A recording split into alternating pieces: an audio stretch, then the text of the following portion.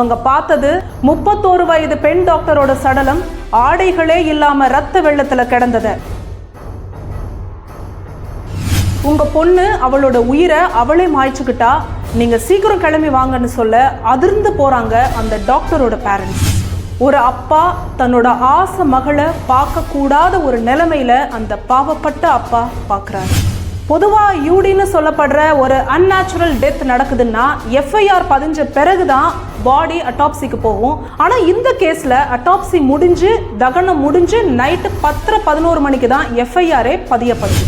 அப்போதான் போலீஸ் ஒரு விஷயத்தை கவனிக்கிறாங்க. அது போறப்ப அந்த நபர் மாட்டியிருந்த ப்ளூடூத் ஹெட்செட் அந்த நபர் திரும்பி போறப்ப இல்லைங்கிறது. இதுக்கு நடுவுல அந்த பயிற்சி டாக்டரோட அட்டாப்சி ரிப்போர்ட் வெளியாகி ஒட்டுமொத்த இந்தியாவையும் உழுக்க ஆரம்பிச்சிடுச்சு. ஆகஸ்ட் 9ஆம் தேதி இந்த கொடூர சம்பவம் எப்படி நடந்துச்சு அப்படிங்கறத பார்க்கலாம். ஐகான் நேயர்களுக்கு வணக்கம். சட்டத்தின் மேல நம்பிக்கை வச்சு கொடூர குற்றம் பண்ணவங்களுக்கு கடுமையான தண்டனை தான் கொடுக்கப்படணும்னு நினைக்கிற ஒவ்வொருத்தருக்கும் ஜனவரி 20, 2025ங்கிற அந்த ஒரே நாள் சந்தோஷத்தையும் அதிருப்தியையும் கொடுத்துருக்கு. அதுக்கு காரணம் இந்தியாவோட 2 வெவ்வேறு மாநிலங்கள்ல நடந்த 2 மிக முக்கியமான குற்றங்களுக்கு அந்த ஒரே நாள்ல வெவ்வேறு கோர்ட்டுகள்ல வழங்கப்பட்ட தீர்ப்புகள். அதுல கேரளாவில் காதலனுக்கு கஷாயத்துல விஷம் கலந்து கொடுத்து கொண்ட காதலிக்கு மரண தண்டனை கொடுத்தது சந்தோஷத்தையும், கொல்கட்டாவில் பணியில இருந்த பயிற்சி டாக்டரை பாலியல் வன்கொடுமை செஞ்சு சித்திரவதை செய்து கொண்ட ஒரு மனித மிருகத்துக்கு ஆயுள் தண்டனை கொடுத்தது அதிருப்தியையும் கொடுத்துச்சு. கேரளாவில் நடந்த அந்த குற்றம் என்ன, எப்படி நடந்துச்சு, குற்றவாளி சிக்கினது எப்படி, தீர்ப்பு கொடுக்கப்பட்ட அந்த தருணத்துல அங்க என்னெல்லாம் நடந்துச்சு அப்படிங்கறத டீடைல்டா ஒரு வீடியோல சொல்லியிருக்கோம். அதோட லிங்க் இந்த வீடியோவோட டிஸ்கிரிப்ஷன்லயும் பின்டு கமெண்ட்லயும் கொடுக்குறோம், போய் பாருங்க. இந்த வீடியோவில் கொல்கட்டா பயிற்சி டாக்டர் கொல்லப்பட்டது எப்படி, குற்றவாளி சிக்கினது எப்படி, அந்த குற்றவாளிக்கு கொடுக்கப்பட்ட தீர்ப்புல மக்களுக்கு ஏன் அதிருப்தி, அந்த சம்பவத்தை சுத்தி நிலவர மர்மங்கள் என்ன அப்படிங்கறத தான் ரொம்பவே டீடைல்டா இந்த வீடியோல பார்க்க போறோம். இந்த வீடியோ குற்றமும் தண்டனையும், இந்த சேனல் ஐகான்.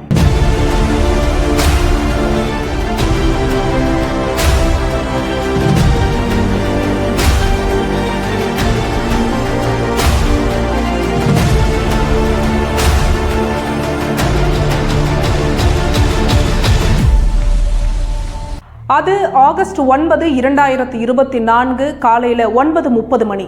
கொல்கட்டாவில் இருக்கிற RG Kar medical college and ஹாஸ்பிட்டலில் வார்டு ரவுண்டராக இருக்கிற ஒரு பெண் அவங்களுக்கு ஒதுக்கப்பட்ட பகுதிகளுக்கு ரவுண்ட்ஸ் போயிட்டு இருக்காங்க. அங்கே செமினார் ஹாலில் யாரோ கீழே படுத்திருக்கிற மாதிரி தெரிய அது யாருன்னு பார்க்க அவங்க கிட்ட போகிறாங்க. பார்த்ததும் அரண்டு போய் அலறி அடிச்சுக்கிட்டு கவர்மெண்ட் ஹாஸ்பிட்டல்ல அவுட் போஸ்ட்ல இருக்கிற போலீஸ் பூத்தை நோக்கி ஓடுறாங்க.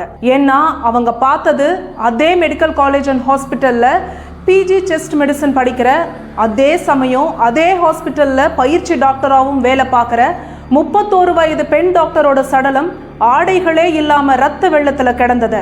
36 மணி நேரம் லாங் டியூட்டியில இருந்த அவங்க இப்படி சடலமா கிடக்கிறத அறிஞ்சதும் ஒட்டுமொத்த ஹாஸ்பிட்டலும் பரபரப்பாகுது. அவுட் போஸ்ட்ல இருந்த போலீஸ் அந்த செமினார் ஹால் வராரு. அவர் பக்கத்துல இருக்கிற போலீஸ் ஸ்டேஷனுக்கு தகவல் தெரிவிக்கிறாரு. அதே சமயம் அந்த ஹாஸ்பிட்டலோட மேனேஜ்மெண்ட்டுக்கும் தகவல் தெரிவிக்கப்படுது. அந்த மேனேஜ்மெண்ட்டை சார்ந்தவங்க ஒரு அவசர மீட்டிங்கும் போடுறாங்க. சரியா 10:52 மணி போல சடலமா கடந்த அந்த பயிற்சி டாக்டரோட அப்பாவுக்கு ஒரு கால் வருது. அதுல பேசுற ஒரு பெண், உங்க பொண்ணுக்கு ஒரு எமர்ஜென்சி, நீங்க உடனே ஹாஸ்பிட்டலுக்கு வாங்கன்னு சொல்றாங்க. இவரு நீங்க யாருன்னு கேட்டதுக்கு, நான் இந்த ஹாஸ்பிட்டல்ல அசிஸ்டன்ட் சூப்பரிடென்ட் அப்படின்னு சொல்றாங்க. அந்த டாக்டரோட அப்பா என்னாச்சுன்னு கேட்க, நீங்க வாங்கன்னு சொல்லி காலை கட் பண்ணிடுறாங்க. ஒன்னும் புரியாம பதட்டமாகிடுறாங்க அந்த டாக்டரோட பேரண்ட்ஸ். கொஞ்ச நேரம் கழிச்சு திரும்ப ஒரு கால் வருது. ஆனா இந்த தடவை ஒரு ஆண் குரல், உங்க பொண்ணு அவளோட உயிரை அவளே மாய்ச்சுக்கிட்டா, நீங்க சீக்கிரம் கிளம்பி வாங்கன்னு சொல்ல அதிர்ந்து போறாங்க அந்த டாக்டரோட பேரண்ட்ஸ். திரும்பவும் கொஞ்ச நேரம் கழிச்சு இன்னொரு கால் வருது. இப்ப முதல்ல பேசின அதே பெண், என்ன வந்துட்டு இருக்கீங்கல்ல, நேரா செஸ்ட் மெடிசன் HOD ரூம் கிட்ட வாங்கன்னு சொல்லிட்டு கட் பண்றாங்க காலர். நைட்டு 11-15 மணிக்கு தங்களுக்கு ஃபோன் பண்ணி நல்லா பேசிட்டு சாப்பிட்டுட்டு தூங்குங்க, நான் நாளைக்கு பேசுறேன்னு சொன்னாலே இப்ப இப்படி அவ இறந்துட்டான்னு சொல்றாங்களே, அவளே அவளோட உயிரை மாய்ச்சுக்கிட்டான்னு சொல்றாங்களே, என்ன நடக்குது ஏது நடக்குதுன்னு புரியாம குழம்பி போய் அழுதுகிட்டே அந்த டாக்டரோட பேரண்ட்ஸ் அந்த ஹாஸ்பிட்டலுக்கு போறாங்க. இதுக்கு நடுவுல அங்க அந்த கிரைம் நடந்த அந்த கிரைம் சீன்ல scientific wing, photographer, videographer, finger print and foot print எக்ஸ்பர்ட்ஸ்னு மொத்த பேரும் அங்க வராங்க. அவங்க தடயங்களை சேகரிக்க தொடங்குறாங்க. இந்த நேரத்துல அந்த டாக்டரோட பேரண்ட்ஸும் வராங்க. ஆனா போலீஸ் அவங்கள அந்த கிரைம் சீனுக்கு உள்ள அனுப்பல. கிட்டத்தட்ட 3 மணி நேரம் அந்த கிரைம் சீன் நடந்த செமினார் ஹால் வாசல்லையே காத்து கிடக்குறாங்க அந்த பேரண்ட்ஸ். அதுக்கப்புறம் அந்த டாக்டரோட அப்பாவை மட்டும் உள்ள அனுமதிக்கிறாங்க போலீஸ். ஒரு அப்பா தன்னோட ஆசை மகளை பார்க்க கூடாத ஒரு நிலைமையில அந்த பாவப்பட்ட அப்பா பார்க்கறாரு. தன்னோட மகள் அணிஞ்ச கண்ணாடி உடைஞ்சு கண்ணை கிழிச்சு ரத்தம் கொட்டுது, காதுல இருந்தும் ரத்தம் வழியுது, வாய் உதடுகள் கிழிஞ்சு அதுலயும் ரத்தம் வடியுது, கழுத்து மார்புன்னு உடம்பு முழுக்க அங்கங்க பைட் மார்க்ஸ், பெல்விக் போன் உடைஞ்சு ஒரு காலுக்கு இன்னொரு கால் 90 டிகிரியில இருக்கு. அதை பார்த்ததும் சுக்கு நூறா உடைஞ்சு போற அவரு வெளியே வந்து அவரோட மனைவி கிட்ட சொல்ல, 10 மாசம் சுமந்து பெற்ற அந்த தாய் கதறி கதறி அழுகுறாங்க. இதை பார்த்தாலே தன்னைத்தானே கொன்னுக்கிட்ட மாதிரி தெரியலையே, அப்புறம் எப்படி உங்க பொண்ணு தன்னைத்தானே மாய்ச்சுக்கிட்டான்னு காலையில ஹாஸ்பிட்டல் இருந்து ஃபோன் பண்ணவங்க சொன்னாங்க அப்படிங்கிற மாதிரி கேள்வி அந்த டாக்டரோட அப்பாவுக்கு எழுது. அவரு கண்டிப்பா யாரோ தான் தன்னோட பொண்ணை சீரழிச்சு கொண்டு இருக்கணும்னு உறுதியா நம்புறாரு. அதுவே அந்த ஹாஸ்பிட்டல் இருந்த ஸ்டாஃப்ஸ், ஜூனியர் டாக்டர்ஸ், இன்டர்ன்ஸ், ஸ்டூடெண்ட்ஸ்னு எல்லாருக்கும் பட அது போராட்டமா மாறுது. அந்த ஹாஸ்பிட்டல் மட்டும் இல்லாம கொல்கத்தா முழுக்க பரபரப்பா மாறுது. அந்த சம்பவம் நடந்த டைம்ல அந்த மெடிக்கல் காலேஜ்ல பிரின்சிபலா இருந்த சந்தீப் கோஷ் கிட்ட கேட்டப்ப தங்களோட ஹாஸ்பிட்டல் இருந்து யாரும் கால் பண்ணலன்னு சொல்லி மழுப்புனதோட ஒரு டியூட்டி டாக்டருக்கு நைட்ல செமினார் ஹால்ல என்ன வேலைன்னு இறந்து போன பொண்ணு மேலேயே தப்ப திணிக்க பாக்குறாரு. ஏற்கனவே இந்த சந்தீப் கோஷ் மேல ஹாஸ்பிட்டல் மேனேஜ்மெண்ட்ல ஒரு சில கம்ப்ளைண்ட்ஸ் இருந்து வந்திருக்கு. போதை பொருட்களை ஸ்டூடெண்ட்ஸ் மத்தியில புழங்க விடுறது, ஹாஸ்பிட்டல் இருக்கிற பயோமெடிக்கல் வேஸ்ட்டை கள்ள சந்தையில வித்து கமிஷன் வாங்குறது, ஹியூமன் ஆர்கன்ஸை திருடி விற்கிறது, தன்னோட இச்சைக்கு கேர்ள் ஸ்டூடெண்ட்ஸை யூஸ் பண்ணிக்கிறது, அதுக்கு ஒத்து வரலன்னா மார்க்ஸ்ல கை வைப்பேன்னு பயமுறுத்தி பணிய வைக்கிறதுன்னு இந்த ஹாஸ்பிட்டல்ல இல்லீகலா பல விஷயங்களை அவர் செஞ்சதாகவும் சொல்லப்படுது. இந்த சமயத்துல காலேஜ் பேர் கெட்டு போயிடக்கூடாது அப்படிங்கிறதுக்காக தன்னோட ஆட்களை வச்சு இந்த பயிற்சி டாக்டர் இறந்தது தன்னைத்தானே மாய்ச்சுக்கிட்டு தான்னு நம்ப வைக்க ட்ரை பண்ணாரா, இல்ல இவர் பண்ற எதுனா இல்லீகல் விஷயத்த அந்த பயிற்சி டாக்டர் எதிர்த்ததுனால ஆளுங்களை வச்சு இவரே கொன்னுட்டு தன்னைத்தானே மாய்ச்சுக்கிட்டான்னு கதை கட்டுறாரான்னு எல்லாருக்கும் குழப்பம் வர, எதுவா வேணா இருக்கட்டும், முதல்ல இந்த சந்தீப் கோஷ் பதவி விலகணும்னு எல்லாரும் போராட அவர் பதவி விலகிறாரு. இதுக்கு நடுவுல குற்றவாளி யாருன்னு சீக்கிரம் கண்டுபிடிங்கன்னு மக்கள் போராட்டம் அதிகமா வெடிக்க அந்த மாநில அரசு போலீஸ முடுக்கி விடுது. போலீஸ் அவங்களோட விசாரணையை ஆரம்பிக்க இந்த கேப்ல இறந்து போன பயிற்சி டாக்டரோட உடலுக்கு அட்டாப்சி நடந்து அவங்க உடல் தகனமும் செய்யப்படுது. பொதுவா யூடின்னு சொல்லப்படுற ஒரு அன்நேச்சுரல் டெத் நடக்குதுன்னா FIR பதிஞ்ச பிறகுதான் பாடி அட்டாப்சிக்கு போகும். ஆனா இந்த கேஸ்ல அட்டாப்சி முடிஞ்சு தகனம் முடிஞ்சு நைட்டு 10-11 மணிக்கு தான் FIR பதியப்படுது. இந்த பக்கம் தங்களோட இன்வெஸ்டிகேஷனை தொடங்கின போலீஸ் RJ கார் ஹாஸ்பிட்டலோட CCTV ஃபுட்டேஜஸை செக் பண்றாங்க. பயிற்சி டாக்டர் இறந்து கிடந்த 3rd ஃப்ளோர்ல இருக்கிற செமினார் ஹாலுக்கும் எமர்ஜென்சி வார்டுக்கும் நடுவுல ஒரே ஒரு CCTV தான் இருக்கு. அதுல 3:45 4 மணி வாக்குல ஒருத்தன் செமினார் ஹால் இருக்கிற பக்கம் போறதும் சரியா ½ an hourல 4:30 போல அந்த மர்ம நபர் திரும்ப போறதையும் பாக்குறாங்க. அப்பதான் போலீஸ் ஒரு விஷயத்தை கவனிக்கிறாங்க. அது போறப்ப அந்த நபர் மாட்டியிருந்த ப்ளூடூத் ஹெட்செட் அந்த நபர் திரும்பி போறப்ப இல்லைங்கிறது. இதனால டவுட் வர போலீஸ் அந்த சம்பவம் நடந்த கிரைம் சீன்ல கிடைச்ச துப்புகளை ஆராய அதுல ஒரு நீல கலர் ப்ளூடூத் ஹெட்செட் இருக்கிறத பாக்குறாங்க. இப்ப அந்த நபர் மேல சந்தேகம் இன்னும் அதிகமாக போலீஸ் அந்த ஆள் யாருன்னு ட்ரேஸ் பண்ண ஆரம்பிக்கிறாங்க. அந்த நபரோட பெயர் சஞ்சய் ராய். அவன் ஒரு சிவிக் போலீஸ், அதாவது இங்க ஃப்ரெண்ட்ஸ் ஆஃப் போலீஸ் மாதிரி அங்க சிவிக் போலீஸ். அவனுக்கு மொத்தம் 4 மனைவிகள். 3 பேர் இவன் அடிச்சு கொடுமைப்படுத்துறான் அப்படிங்கிறதுனால இவனை டிவோர்ஸ் பண்றாங்க. 4வது மனைவி கேன்சர் வந்து இறந்து போறாங்க. இப்ப இவன் கூட இருக்கிறது இவனோட அம்மாவும் தங்கச்சியும். சிவிக் போலீஸுங்கிற இந்த ஒரு விஷயத்தை மட்டுமே வச்சுக்கிட்டு அடிக்கடி இந்த ஆர்ஜே கார் ஹாஸ்பிட்டலுக்கு வர்றது, பேஷண்ட்ஸ் கிட்ட காசு வாங்கிட்டு பெட் அலாட் பண்ணி கொடுக்கறது, காசு வாங்கிட்டு லைன்ல நிக்காம டாக்டரை சீக்கிரம் பார்க்க வைக்கிறது, இந்த மாதிரியான பல வேலைகளை செஞ்சுட்டு வந்திருக்கான்னு தெரிய வருது. இதுக்கு நடுவுல அந்த பயிற்சி டாக்டரோட அட்டாப்சி ரிப்போர்ட் வெளியாகி ஒட்டுமொத்த இந்தியாவையும் உலுக்க ஆரம்பிச்சிடுச்சு.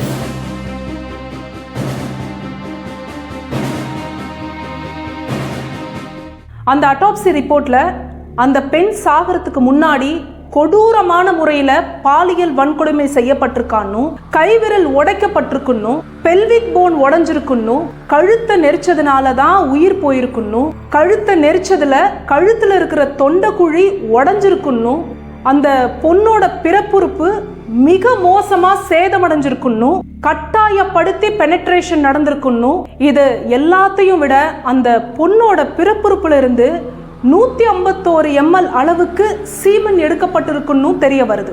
பொதுவா ஒரு ஆணுக்கு ஒரு சமயத்துல 7 to 10 ml வரைக்கும் தான் சீமன் எஜாக்குலேட் ஆகும். ஆனா இந்த அட்டாப்சி படி 151 ml சீமன்ஸ் இருக்குன்னா அப்ப இது கூட்டு பாலியல் வன்கொடுமையாத்தான் இருக்கணும்னு எல்லாரும் சந்தேகம் அடைகிறாங்க.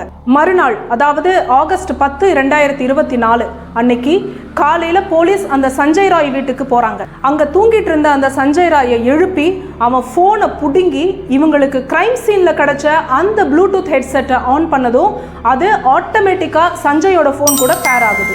எஸ், கிரைம் சீன்ல கிடைச்ச அந்த ப்ளூடூத் ஹெட்செட் அந்த சஞ்சய் ராயோடது தான். கூடவே அவன் சிசிடிவில போட்டிருந்த ட்ரெஸ்லையும் ஷூலையும் ரத்தக்கரை படிஞ்சு இருக்கிறதையும் போலீஸ் பார்க்குறாங்க. அவனை அரெஸ்ட் பண்ணி ஸ்டேஷன் கூட்டிட்டு வர்ற போலீஸ் அவன் போனை ஆராய்ஞ்சப்பதான் அதுல அவன் பார்க்கவே அருவருப்பா இருக்கிற ஏகப்பட்ட கொடூர ஆபாச படங்களை வச்சிருக்கிறது தெரிய வருது. கிட்டத்தட்ட இவன் தான் இவ்வளோ கொடூரமான இந்த செயலை அந்த பெண்ணுக்கு செஞ்சிருக்கணும்னு உறுதியா நம்பின போலீஸ் அதை எவிடன்ஸோட நிரூபிக்க அந்த சஞ்சய் ராயோட DNA சாம்பிள்ஸை கலெக்ட் பண்றாங்க. ஆனா அதுக்கு முன்னாடியே மேஜிஸ்ட்ரேட் கிட்ட ஆமா இந்த கொலையை நான் தான் பண்ணேன், என்ன வேணா தூக்குல போடுங்கன்னு சொல்றான். இந்த நிலையில இந்த கேஸ் CBCIDக்கு மாற்றப்படுது. அதே சமயம் ஆர்ஜே கார் மெடிக்கல் காலேஜ்ல இருந்து ரிசைன் பண்ண பிரின்சிபல் சந்தீப் கோஷ்க்கு அடுத்த 24 மணி நேரத்துக்குள்ளேயே வேற ஒரு இன்னும் பெரிய மெடிக்கல் காலேஜ்ல பிரின்சிபலா அப்பாயின்மெண்ட் கொடுக்கப்படுது. ஆனா அதை விரும்பாத அந்த காலேஜ் ஸ்டூடெண்ட்ஸ்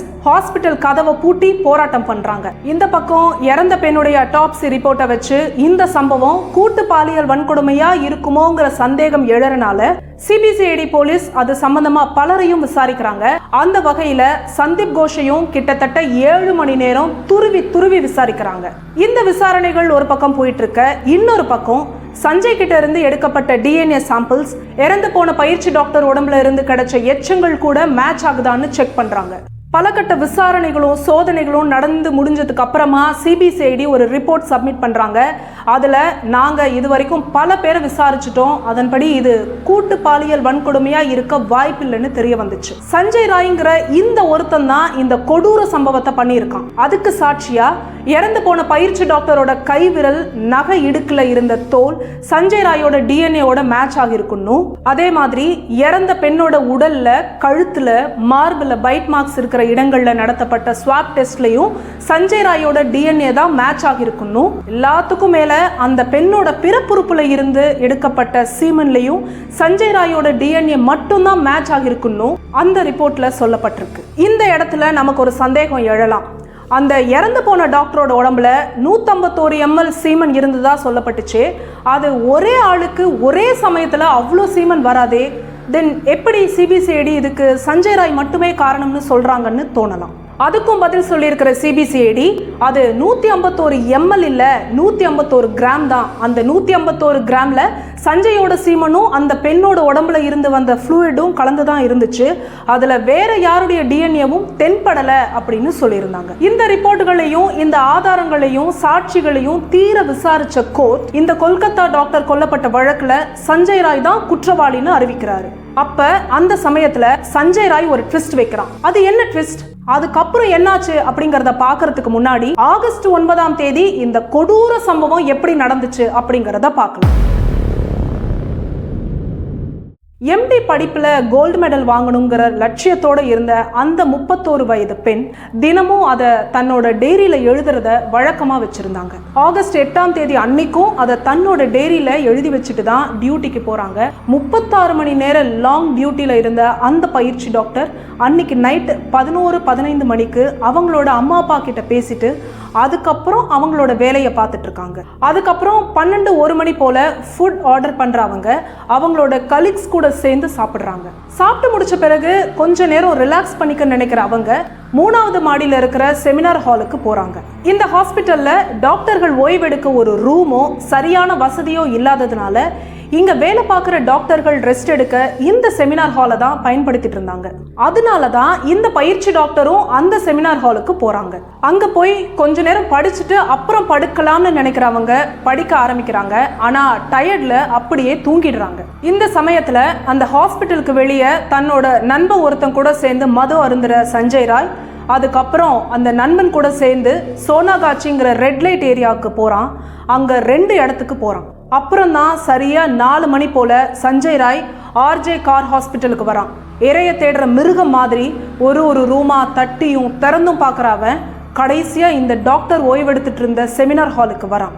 அதுக்கப்புறம் தான் அந்த கோர சம்பவம் நடந்திருக்கு. கட்டாயப்படுத்தி பாலியல் வன்கொடுமை பண்ணதோட மட்டும் இல்லாம அடிச்சு துன்புறுத்தி கைவிரலை உடைச்சு பெல்விக் போனை உடைச்சு உதடையும் உடம்புல பல இடங்கள்ல சதைகளையும் கடிச்சு துப்பி தன்னோட கையால அந்த பெண்ணோட கழுத்தை நெருக்கி கொன்னுட்டு அங்கிருந்து போயிருக்கான். லட்சியத்தோட சிறகடிச்சு பறந்துட்டு இருந்த அந்த அப்பாவி பட்டாம்பூச்சியை செதைச்சு அதோட ரெக்கைகளை உடைச்சு லட்சியத்தை விடுங்க வாழ்க்கைய கூட மொத்தமா அழிச்சுட்டான் அந்த மனித மிருகம். கோர்ட் இவன் தான் குற்றவாளின்னு சொன்னதும் அந்த சஞ்சய் ஒரு ட்விஸ்ட் அடிச்சான்னு சொன்னேன்ல, அது என்னன்னா இந்த சம்பவத்தை நான் பண்ணல, இதுல என்ன ஃப்ரேம் பண்றாங்க அப்படின்னு சொல்றான்.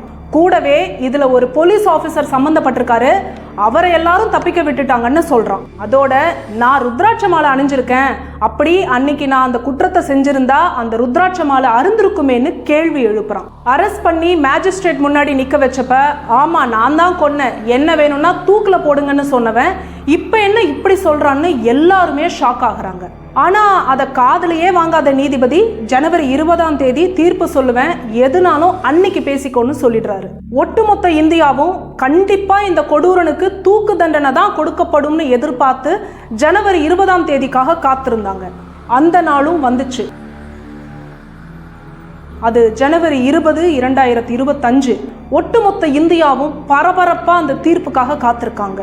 பல்லாயிரக்கணக்கான மக்கள் அந்த நீதிமன்றத்துக்கு முன்னாடியும் உள்ளேயும் குழுமி இருக்காங்க. நீதிமன்றத்துக்கு வர வழியிலேயே இவனை மக்கள் எதுனா பண்ணிடுவாங்க அப்படிங்கிற காரணத்தினால 100 கணக்குல போலீஸ் பாதுகாப்பு பணியில ஈடுபடுத்தப்பட்டிருந்தாங்க. சஞ்சய் ராய் பத்திரமா கோர்ட்டுக்கு கூட்டிட்டு வரப்படுறான். எல்லாரும் எதிர்பார்த்த தருணம் இப்ப நடக்க ஆரம்பிக்குது. நீதிபதி தன்னோட தீர்ப்பை வாசிக்க ஆரம்பிக்கிறாரு. ஆரம்பிக்கும் போதே இந்த கேஸ் ஒரு ரேரஸ்ட் ஆஃப் ரேர் கேஸ் கிடையாது, அதனால இந்த குற்றவாளி சஞ்சய்க்கு சாகும் வர ஆயுள் தண்டனையும் 50,000 ரூபாய் அபராதமும் விதிக்கிறேன்னு தீர்ப்பு வழங்குறாரு. அது வரைக்கும் இந்த கொடூர குற்றவாளி சஞ்சய்க்கு தூக்கு தண்டனை தான் கொடுக்கப்படும்னு நம்பின அத்தனை பேருக்கும் இந்த தீர்ப்பு மிகப்பெரிய அதிருப்தியை கொடுத்துச்சு. சஞ்சய் ராய்க்கு தூக்கு தண்டனை கொடுக்காததுக்கு இந்த case rarest of rare case இல்ல அப்படிங்கிறது தான் காரணம் அப்படின்னு சொல்லப்படுது. அது என்ன ரேரஸ்ட் ஆஃப் ரேர் கேஸ்? இப்ப நான் சொல்ல போற 5 பாயிண்ட்ஸ் அந்த கேஸ்ல நிகழ்ந்திருந்தா மட்டும்தான் அந்த கேஸ் ரேரஸ்ட் ஆஃப் ரேர் கேஸா கருதப்படும். அப்படி ரேரஸ்ட் ஆஃப் ரேர் கேஸ்களுக்கு மட்டும்தான் தூக்கு தண்டனை கொடுக்கப்படும். முதல் பாயிண்ட், விக்டிம் கொல்லப்பட்ட விதம் ரொம்ப கொடூரமானதாகவும் மனித தன்மையற்றதாகவும் இருக்கணும். 2வது பாயிண்ட், அந்த குற்றத்தோட இம்பாக்ட் பொது வெளியில பாதிப்பை ஏற்படுத்துற விதமாகவும் பொது ஜனத்துக்கு அச்சத்தை வரவழைக்கிறதாகவும் இருக்கணும். 3வது பாயிண்ட், அந்த விக்டிம் குழந்தைகள் முதியவர்கள் மாதிரி பலத்துல எளியோர்களா இருக்கணும். 4வது பாயிண்ட், இந்த குற்றம் நடந்த ப்ராசஸ்ல அந்த விக்டிம்க்கு நம்பிக்கை உடைதல் இருந்திருக்கும். 5வது பாயிண்ட், இந்த குற்றம் நடக்கிறதுக்கு திரும்ப பல தடவை முயற்சிகளும் ப்ரீ பிளானிங்கும் இருந்திருக்கணும். இந்த 5 பாயிண்ட்கள் ஒத்திருந்தா மட்டும்தான் அந்த கேஸ் ரேரஸ்ட் ஆஃப் ரேர் கேஸ்னு கருதப்படும். என்னதான் இந்த case rarest of rare case கேட்டகரிக்குள்ள வரல அப்படின்னாலும் அந்த பெண் அனுபவிச்ச அவ்வளோ ஒரு வலிக்கு, அந்த கொடுமையான வலியை கொடுத்த அந்த கொடூரனுக்கு இந்த தண்டனை பத்தாது அப்படிங்கிறது தான் பெரும்பாலான மக்களோட ஆதங்கமா இருக்கு. இந்த கேஸ் பத்தியும் அந்த குற்றவாளிக்கு கொடுக்கப்பட்ட தண்டனையை பத்தியும் உங்களுடைய கருத்து என்ன அப்படிங்கிறத கீழே கமெண்ட் பண்ணுங்க. மீண்டும் இன்னொரு வீடியோல நான் உங்களை சந்திக்கிறேன். வணக்கம்.